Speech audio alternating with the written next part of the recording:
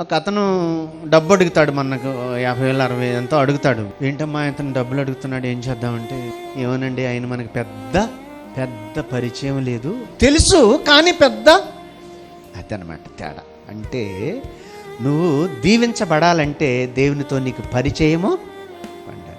నేను హాయ్ అంటానండి అంటే కుదరదండి, హాయ్ చెప్తే కుదరదండి. మనలాంటి బూటకపు మనస్తత్వం కాదండి దేవునిది. ఆయన యథార్థవంతుడండి.